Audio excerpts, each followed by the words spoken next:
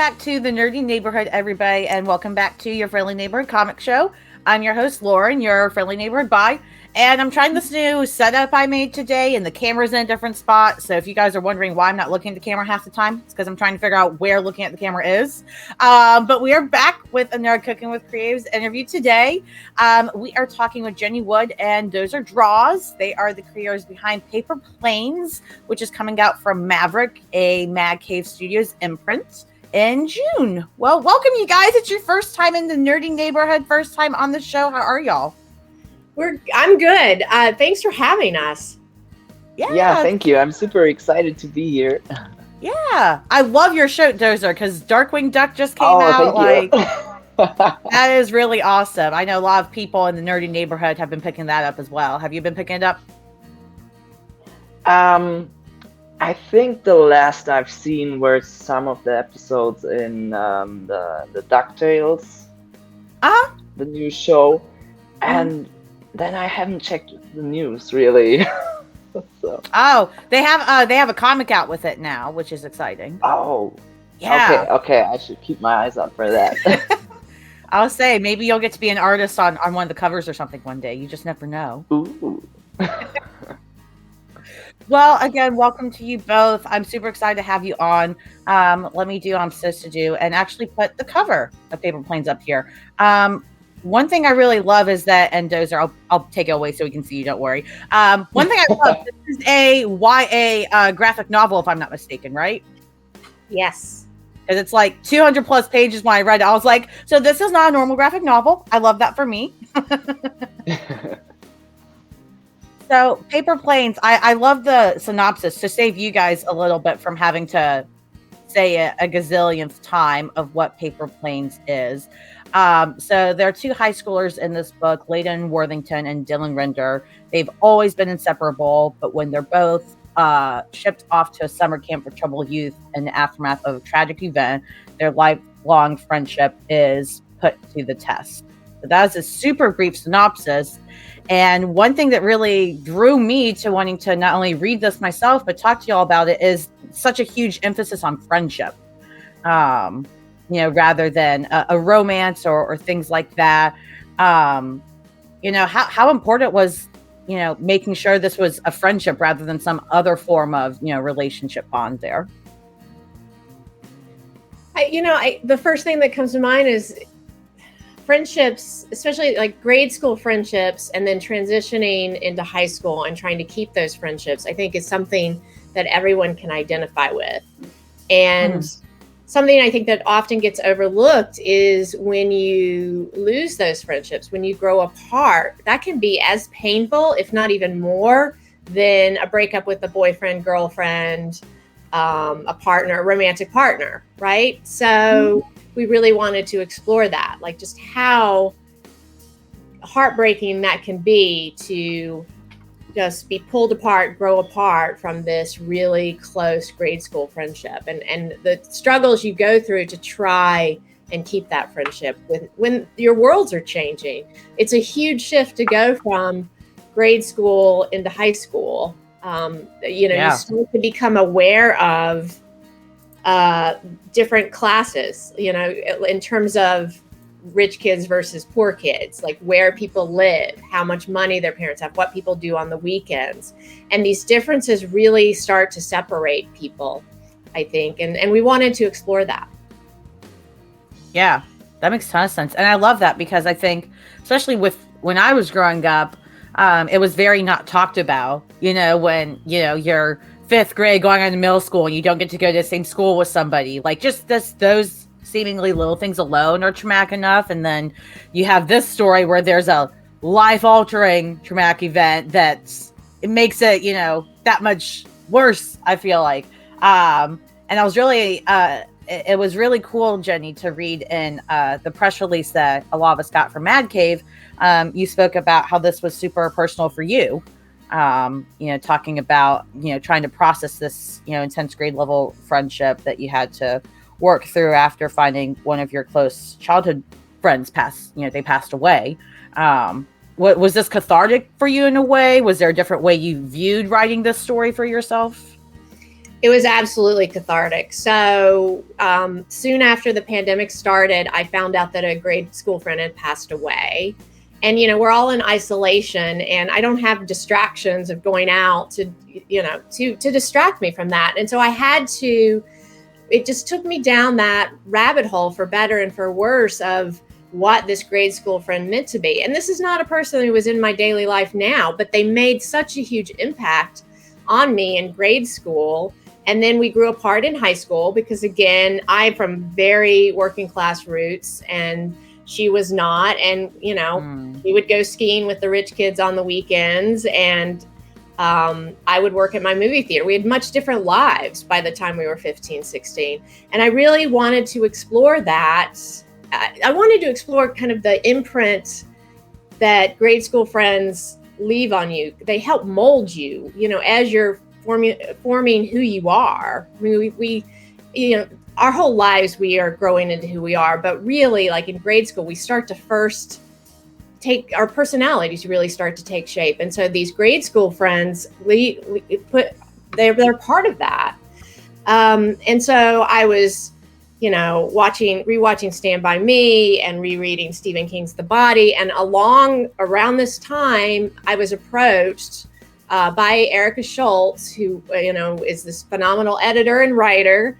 And she was doing editing for Madcave. And she approached me to write this story. And I was like, this is a gift, because this is exactly what I want to write about right now. Yeah. And it's really great to work with other collaborators that can kind of help build what you want to do or what creative outlet you want, but you're kind of having trouble just getting those final steps in there. It's really great to see that. And yeah, Erica is amazing. And, she's doing stuff for Marvel now, which is really great. And it's really cool to see that progression. And it's nice to hear this is cathartic, but I know writing stuff that not only is very personal for a creator, but also writing something that has to do with mental health and things like that. It's not always cathartic. Sometimes it's kind of like reliving whatever trauma or what have you went through in the first place.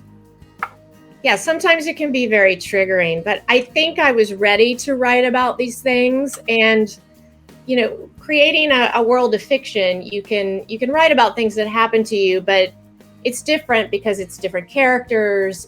Leighton and Dylan have a much more intense friendship than what I had with my grade school friend, but I use elements of that friendship and place them in this world. And it was just a great outlet for it. It really was a gift. And Dozer, they were extremely helpful throughout the whole process and just a wonderful collaborator to work with. And Erica was just a wonderful editor as well. It was a dream team. Yeah. Dozer, how did you get involved on this project? Because we know Jenny's got the whole backstory and all that, but you really, you came in here and you took a wonderful story Jenny wanted told, and you took it to another level, like just from like, this is fantastic to holy shit, I feel like.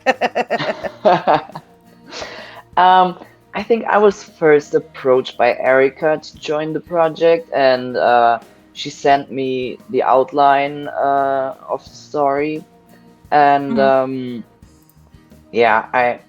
immediately felt connected to the characters, and I just loved the story and wanted to join the team for this. And I also loved the different time sections we have, the different the flashbacks that are involved in the story, and I really like to approach that visually to make sure like you see in the picture that the flashback scenes look older, like older photos almost.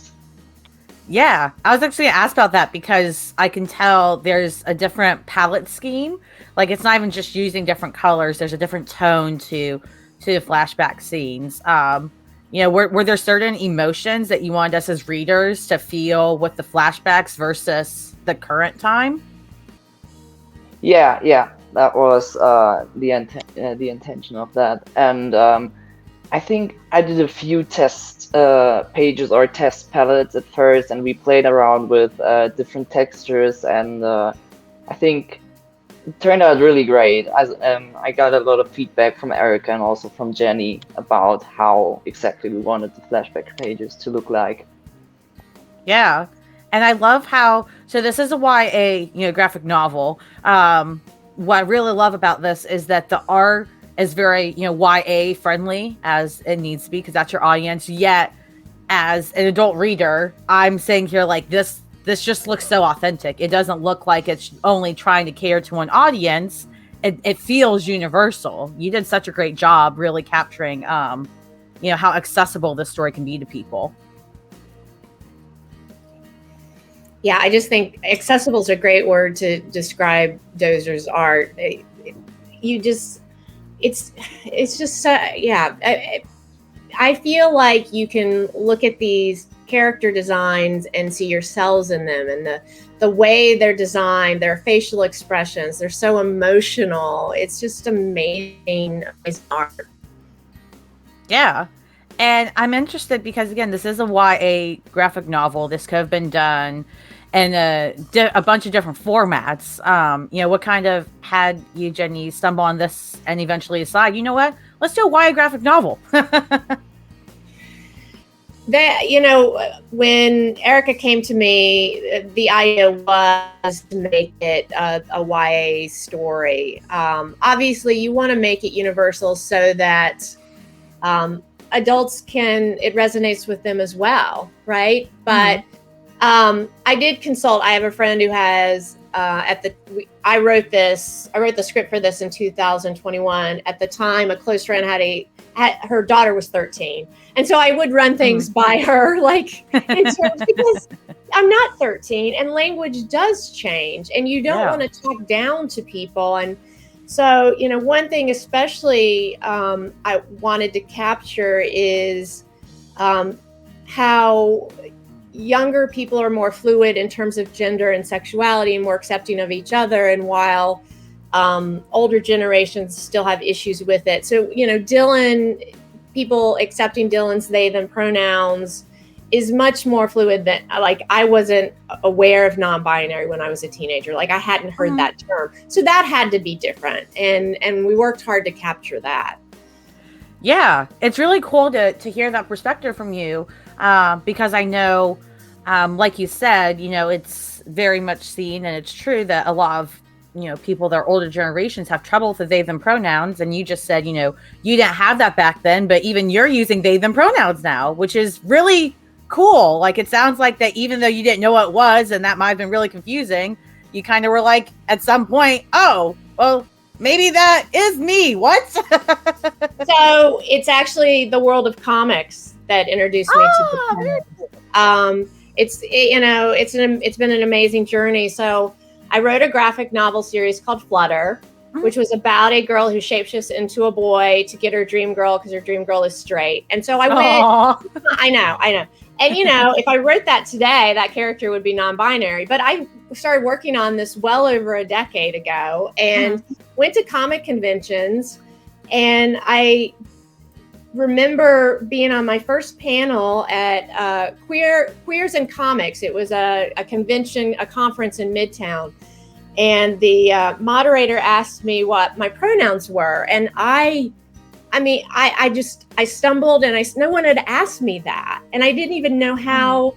And I knew I had this really extreme reaction to that. And I knew something was there, right? Because I was like, what do you mean you're asking me my pronouns? Don't I look female? And so that sent me down this really long journey. And it was also at the same convention where I heard the term non-binary for the first time, and the term cisgender. I mean, I grew up in a very small town in North Carolina, Welcome. And just very, I just didn't have access to this terminology until I got to comic conventions and started to pay attention to, okay, there's something brewing here. And I never felt like, when I came out in college as a lesbian, that it was it was the right label, but I didn't have, and labels should be fluid and we should be allowed to change and evolve and all of that, but it just didn't feel like the right fit. And yet that's all that I knew. So, long story short, it was my journey through comics, through doing comics and being at comic conventions and interacting with people that led me to who I am today. And it's amazing. And then to be able to write, my first non-binary character while I was coming out as non-binary, and then to work with Dozer, who is such an empathetic artist, to all of this was a dream come true. Yeah. I love hearing that in terms of like all of that great journey for yourself. And it's so cool to hear how comics have such a big impact still. Because I think this medium can be underestimated by a lot of people. And it's so powerful in that way. And one thing I'm really interested to hear about with this, because the representation's there, all the, the mental health focuses and such, but it's called Paper Planes, this story. And we see here kind of, drawing that roller skate, and then that paper plane is thrown. So, without spoiling, of course, because, I don't know how much you're going to spoil, but what is this paper planes? Where do the paper planes come in with this, this concept of, hey, we're dealing with some traumatic stuff. Now we're at the summer camp. Our friendship is being tested, but we have paper planes. Paper planes it's a great motif. It's a great, I think, way for an artist to kind of express what's going on. But the two characters, it's a way for them to communicate in a very stripped down way. They're sending these paper planes back and forth to each other. They have to take some time to think about what they want to say. And Leighton's an artist, so what she wants to draw. And then it's just a way for them to communicate almost their most primal, basic feelings. Because when you're texting, you can just text a bunch of stuff over and over. Like when I'm really angry and I text. You can't really do that with these paper planes. Plus, they have to fly them back and forth in secret. Try not to be seen when they're doing it, both at the camp and school. And then at the camp, they're stripped of their cell phones. So this really is, and they're sharing a cabin with a ton of other campers. So it is really the only way they can share, I think, their true feelings. Mm-hmm.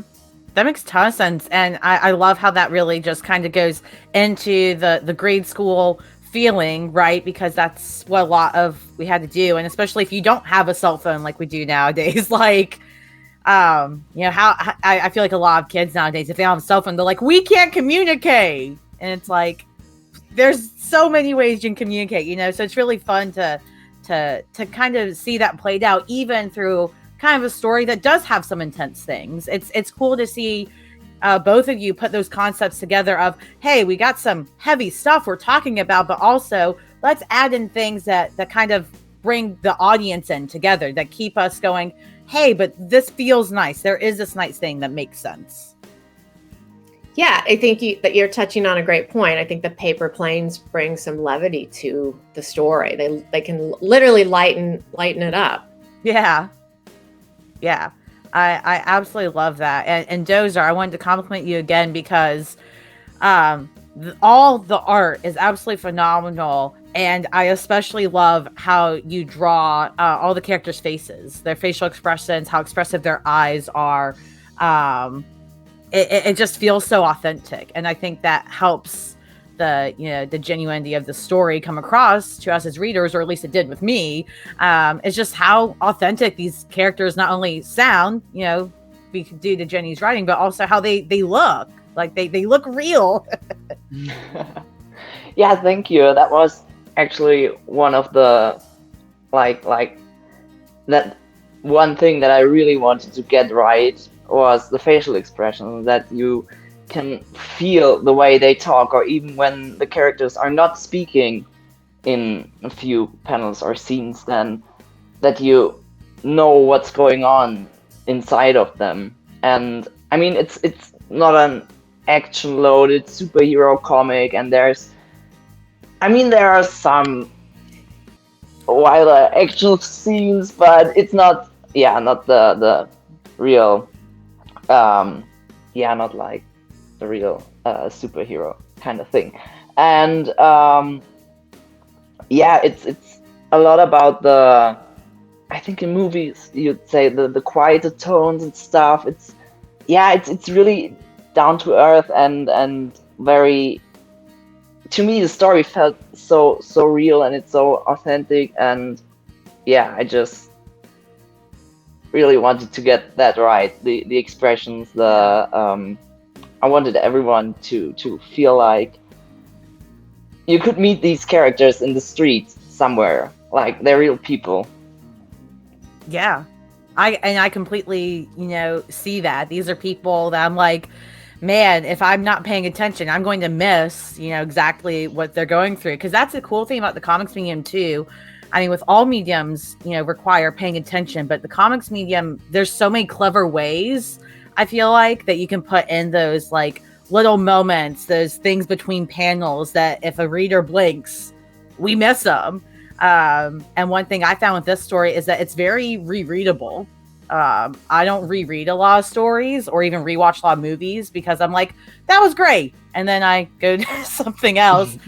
But I found myself going back to this because even though I'm, not in grade school anymore, the balance between this heartfelt story along with the levity and also the authenticity, it just kept drawing me to it. So you both have done such a marvelous job. And I know Madcave, their press releases were raving about how important this release is for their imprint with Maverick. So that's huge. Like this story with representation, focusing on mental health issues, talking about friendship, it's really going to resonate with more people, I think. Thank you. I mean, that's what we want to do, is just give people a story where they can see themselves or aspects of themselves, right? And let it be a safe space and also entertaining. I mean, the character of Cricket was created because the story was so heavy. The editors got back to me, the brain trust at Madcave, and they were like, Layton and Dylan are great, the story's great, but we need some levity. We need a third character to provide some comic relief. Yeah. Like, okay. And so Cricket was born, and then drawn amazing, she just comes right off the page thanks to Dozer. Yeah, she was so much fun. I think she's one of my favorite characters in the book.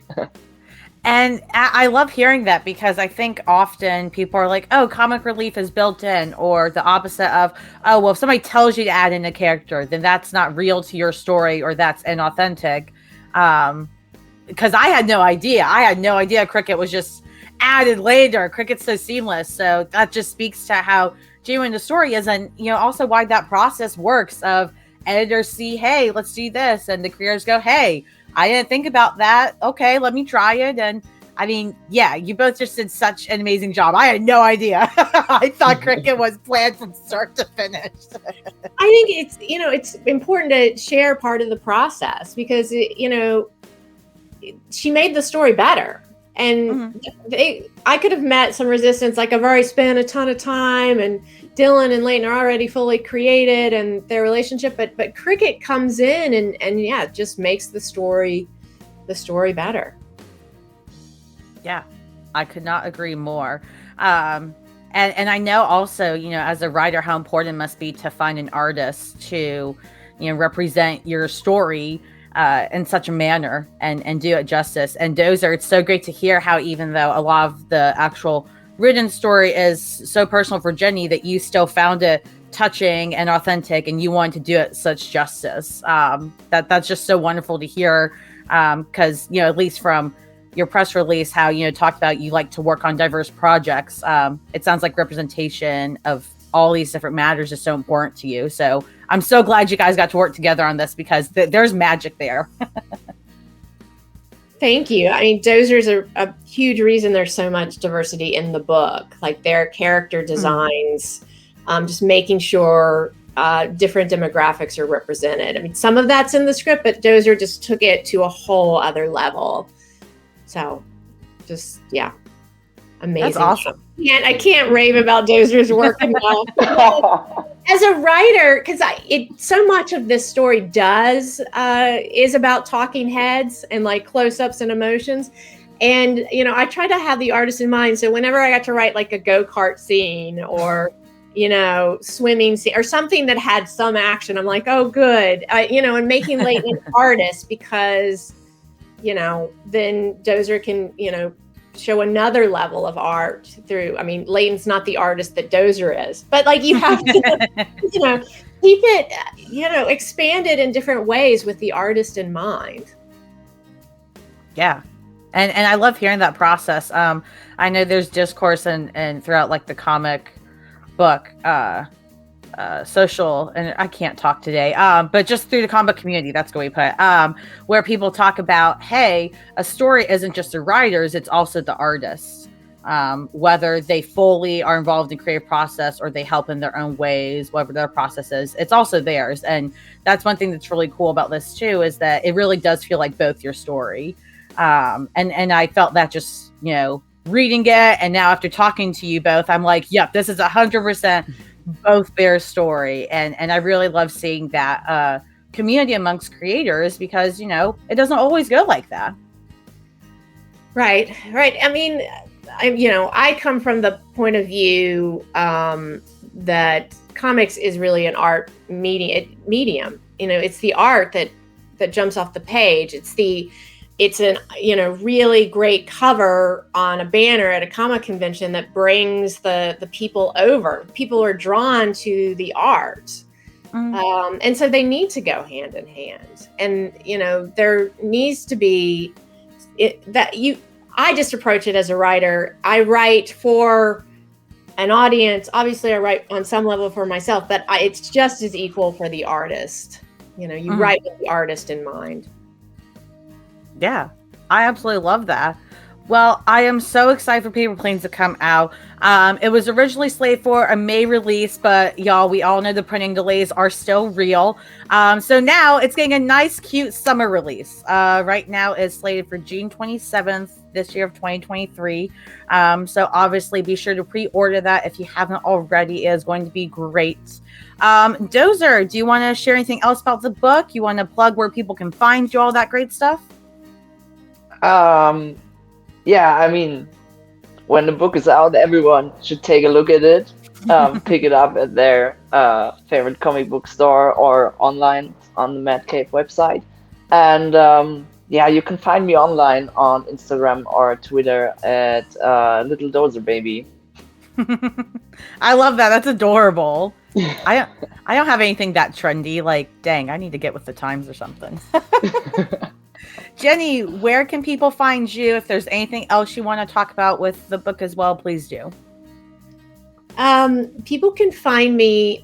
I spend most of my time, my social media time on Instagram. That's just my happy place. And it's Jennie Wood and Did. Mm-hmm. And the same handle is also on Twitter. But like a lot of people, I'm spending less time on Twitter. For all the obvious reasons. And yeah, I just hope people who want to check out the book do so and enjoy it. Yeah, absolutely. I'm super excited. I hope to get a print copy myself because I know I got the advanced reader, but that is not good enough. This story needs to be read in print. Well, thank you, Nerdy Neighbors, for watching this later. Be sure I'll put all the links below so you guys can just click once or twice and, be lazy like me, get all these great books, catch up with the creators on their social media. Be sure to like, share, and subscribe, all that super cheesy but important stuff that helps us grow. And we will see you guys next time in the Nerdy Neighborhood.